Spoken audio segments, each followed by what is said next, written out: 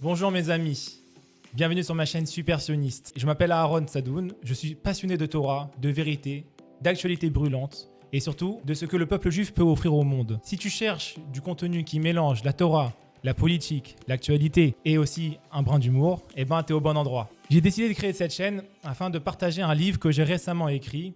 Mais je trouvais que dans notre génération, les livres, ça passe moins bien. Les gens ont plus de mal aujourd'hui, malheureusement, à mon plus grand regret. Les gens ont du mal avec les livres. J'ai décidé de partager donc ce que j'ai écrit sur un format vidéo, donc sur YouTube. Là, j'ai envie de vous partager les idées que j'ai écrites. Et je pense que ça peut rendre la chose beaucoup plus ludique, très dynamique. Donc ce livre que j'ai écrit, c'était pour moi en tout cas un vrai cri du cœur. C'est une réflexion pour moi qui est très importante. Elle est portée donc sur le rôle du peuple juif et du monde en général, les enjeux politiques, la mission du peuple juif. Et bien sûr, pour répondre à toutes ces questions, on va aller piocher dans ce que la Torah peut nous apporter comme réponse. Je parle aussi de responsabilité, de mission collective et de la société israélienne pour essayer de comprendre notre époque. Et aussi, bien sûr, pour moi, le mot-clé, ce sera l'action.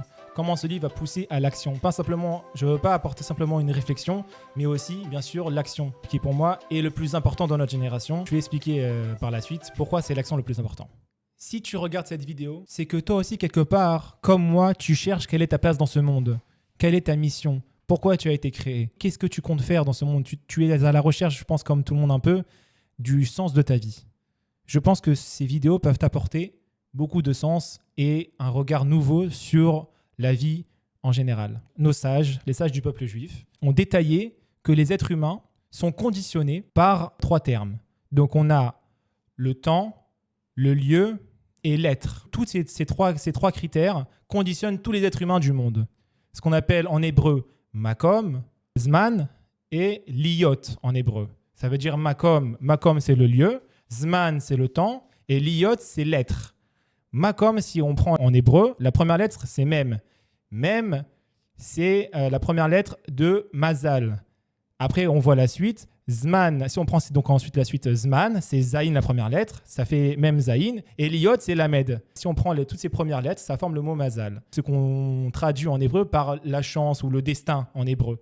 Donc, toute destinée, tout être humain est conditionné par ces 3 concepts qu'on appelle le Makom, le Zman et Liyot. Le temps, le lieu et l'être. Chaque personne est conditionnée par cela. Nous, le peuple juif, aussi, on a notre mazal. Chaque peuple a son mazal prédéfini. Chacun a sa mission, a son importance, a sa particularité qu'aucun autre n'a. Je pense que notre mazal, notre destinée, notre mission, c'est d'éclairer le monde. On est là pour porter le message d'Hachem. Le message d'Hachem, Hachem, c'est Dieu. Hachem, il nous a donné la Torah il y a plus de 3300 ans au Mont Sinaï, par la main de Moshe Rabbeinu. Et il nous a donné une mission très spéciale, une mission claire, répétée de nombreuses fois dans le livre qu'on appelle la Torah, le livre qu'il nous a donné. Je vais essayer de rapporter les paroles d'Hachem de la manière la plus claire possible, de manière très condensée. On pourrait résumer donc les notions de la Torah, la mission du peuple juif dans la Torah, par 3 grands concepts fondamentaux. Le premier concept, c'est le concept de Or Lagoïm. Or Lagoïm, c'est ce qui veut dire la lumière des nations. Ensuite, on a un autre concept, le deuxième, qui est le concept de Mamlechet Kohanim, le concept de peuple de prêtres ou de princes, je ne sais pas comment traduire Kohanim, en tout cas un peuple de prêtres, on va dire, et Am Segula, le peuple trésor. Bien sûr, les traductions en français, je ne les aime pas trop, mais bon, on n'a pas le choix, on doit faire avec. Donc ces 3 concepts se retrouvent principalement donc, dans la Torah. Pour moi, ce n'est pas juste des titres. Des titres stylés qui nous concernent et c'est tout. Et ça veut dire quoi? Ça veut dire quoi un peuple de prêtres? Ça veut dire quoi une nation sainte? Ça veut dire quoi un peuple lumière? On ne comprend pas. Donc on va essayer d'expliquer tout ça. La question fondamentale qui va diriger notre fil conducteur de notre vidéo, ce sera comment devient-on ce peuple? Comment portera-t-on ce message? Et pour y répondre, j'ai repris les valeurs éternelles de la Torah et on va essayer de les apporter de manière condensée. Donc notre Torah, elle est dirigée, elle transmet 4 grands concepts fondamentaux. Le premier, l'un des plus fondamentaux, ce sera la justice, qu'on appelle en hébreu tzedek, la justice. Comme il est écrit, tzedek tirdof, dans Devarim, la justice, tu poursuivras. Donc cette justice, c'est un pilier fondamental de la Torah. Sans elle, le monde n'existe pas. On va développer par la suite tous ces concepts. Un autre verset que je pourrais citer, c'est « Lo ta'asu avel bamishpat ». Vous ne commettrez pas d'injustice dans le jugement. On ne fera pas de avel. Avel, c'est une injustice, une abomination. C'est aussi rapporté donc dans Vayikra 19.15. Deuxième thème fondamental de la Torah, c'est le chesed. Le chesed qu'on traduira par la bonté. Parce que, en fait, toute justice sans alliage de bonté mène à une justice de destruction. Parce que finalement, la justice pure, personne ne peut tenir devant. Si on devait être véritablement juste à 100%, le monde ne tiendrait pas. Donc, on doit allier une certaine bonté pour faire tenir cette justice. Et cette bonté, c'est aussi un concept fondamental de notre Torah. Comme il est écrit, Ve'ahavta lireacha kamocha. Tu aimeras ton prochain comme toi-même. Donc dans Vayikra, aussi encore une fois, un autre verset, je pourrais prendre d'autres versets. Ve'chiyamur haricha ve'chezaktabo. Et si ton frère il devient pauvre, tu le soutiendras. Dans Vayikra, encore une fois. Le chesed est une valeur qu'on retrouve très très souvent dans la Torah. Troisième point. La émouna, la croyance envers Dieu, envers sa main, envers le fait que Dieu agisse dans le monde, qu'il est le maître de ce monde et qu'il est toujours présent parmi nous pour contredire un peu les idées d'autres religions, d'autres philosophies. La Torah considère que notre Dieu agit dans notre monde et est toujours présent et il gère toutes les affaires. Comme il est écrit, Shema Israël, Adonai Eloheinu, Adonai Echad. Écoute Israël, l'Éternel est notre Dieu, l'Éternel est un. Dans Devarim. Ou encore une fois, Ve'ahavta et Adonai Elohecha bechol levavecha ou bechol nafshecha ou bechol meodecha. Tu aimeras l'Éternel ton Dieu de tout ton corps, de toute ton âme et de tous tes moyens.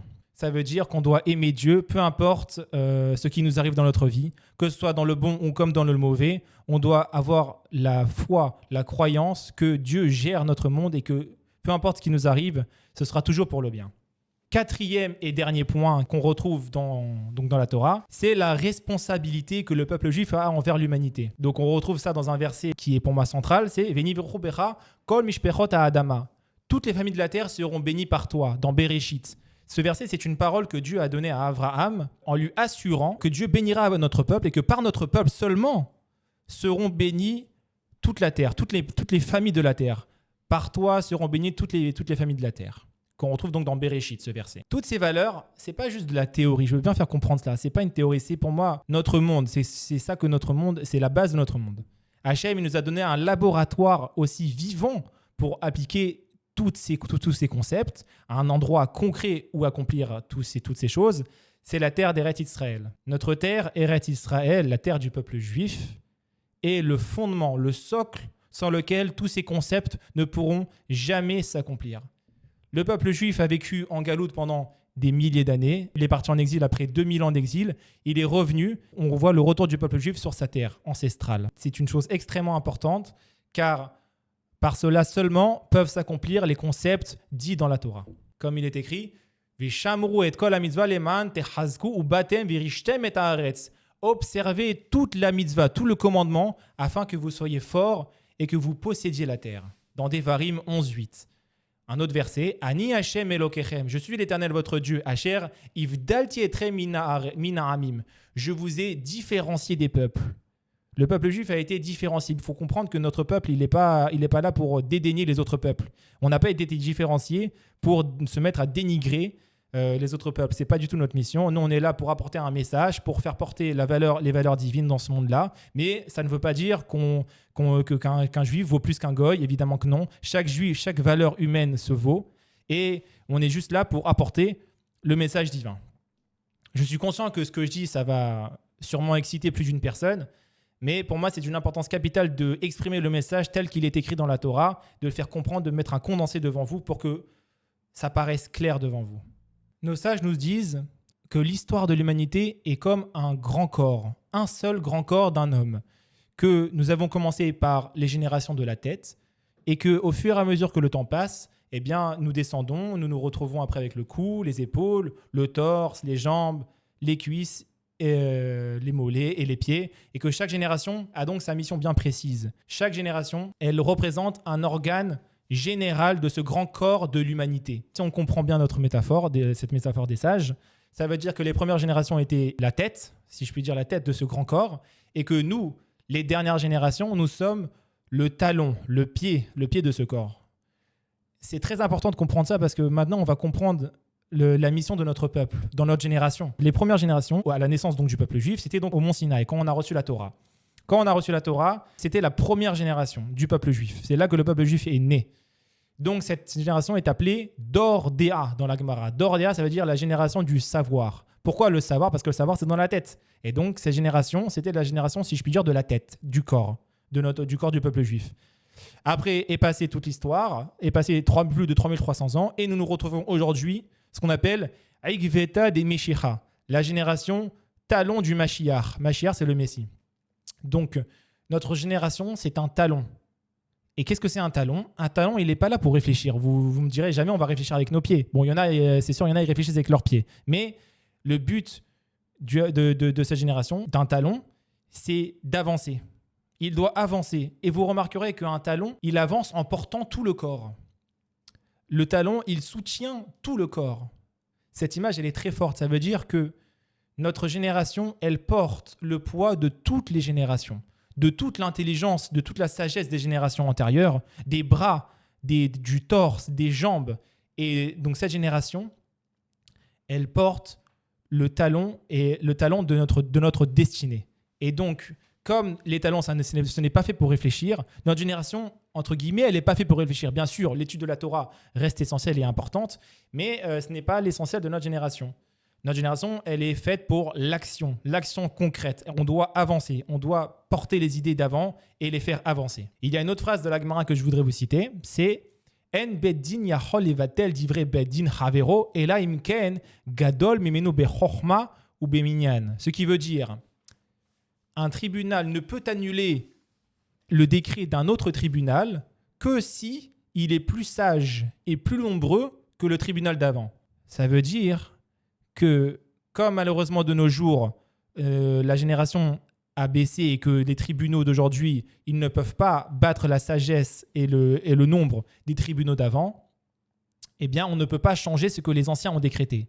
Mais c'est voulu, car ce que les anciens ont décrété, c'est l'idée qui doit être portée par nous et poussée par nous. C'est nous qui mettons concrètement en application tous les concepts d'avant. Alors voilà donc, mes amis, la question qui va nous diriger pendant cette suite de vidéos. Comment devient-on cette génération talon? Comment portera-t-on ce message que nos anciens nous ont laissé? Comment agir concrètement dans ce monde?